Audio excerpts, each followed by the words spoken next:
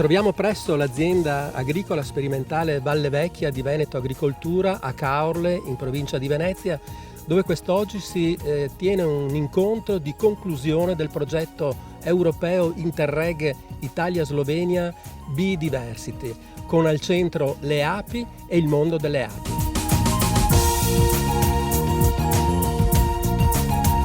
Biodiversity.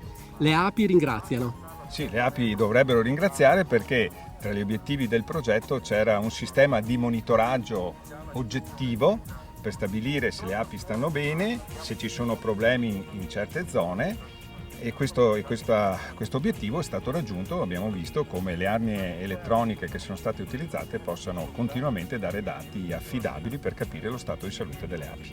L'altro obiettivo importante del progetto era capire come le arnie elettroniche possano individuare se le tecniche culturali nei siti tecniche culturali delle zone rete Natura 2000 siano effettivamente adatte alla vita delle api. Quindi sono stati confrontati zone naturali, le arnie sono state messe in zone naturali e in zone coltivate con agricoltura anche tecnologicamente avanzata, produttiva, e si è confrontato se lo stato di salute delle api in queste zone diverse si manteneva buono durante tutto il periodo di progetto. Ma cos'è esattamente e come funziona un'arnia elettronica? Dunque, un'arnia elettronica è uno strumento elettronico applicato ad un'arnia tradizionale, quindi non aspettiamoci navicelle spaziali in questo caso, ma della strumentazione che mi permette di rilevare in continuo peso, numero di voli delle api, la temperatura interna dell'alveare, la temperatura esterna e sono provviste pure di un sensore di umidità, quindi mi dice se nella mia stazione è piovuto oppure è bagnato o quant'altro. Dov'è che vengono posizionate? Andranno posizionate in tutte le 7 province del Veneto. Contiamo a regime di arrivare a circa 20 arnie elettroniche posizionate e suddivise per le 7 province del Veneto, quindi mediamente dalle 2-3 arnie elettroniche per ogni provincia. Poi tutti i dati che queste arnie forniranno dove confluiscono? Allora, attualmente confluiscono in un nostro database che aggiorniamo quotidianamente, diciamo. In futuro, ormai in un prossimo futuro, abbiamo già fatto vedere le funzionalità e siamo ancora in una fase di testaggio, confluiranno in un'app, quindi un'applicazione per smartphone, per computer, che permetterà ad apicoltori e quanti sono appassionati di api, agricoltori e quant'altro, di vedere in diretta la situazione delle varie stazioni apistiche rilevate. Il polo tecnologico nell'ambito di questo progetto Biodiversity si è occupato di una app da mettere poi a disposizione degli apicoltori. In cosa consiste esattamente?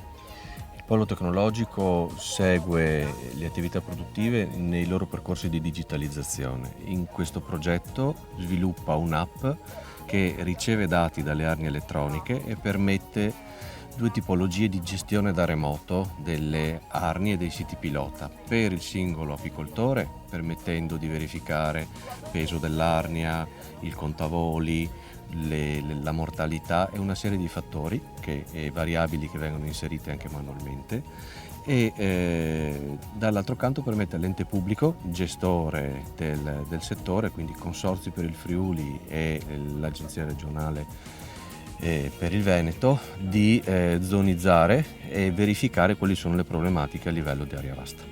L'app fa un grosso sforzo nello standardizzare le metodologie di rilevamento del dato, quindi questo è il più grosso risultato che abbiamo. Quanto tempo servirà perché gli apicoltori possano utilizzare concretamente questa app? L'app è disponibile, stiamo facendo i test con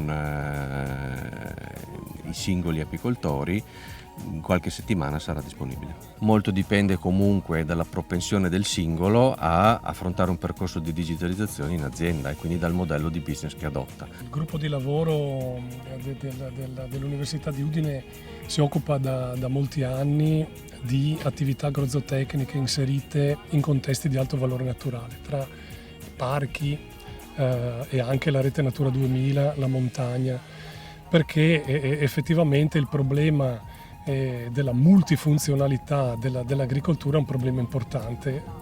Stiamo parlando di api, il servizio ecosistemico in pollinazione è un servizio importante.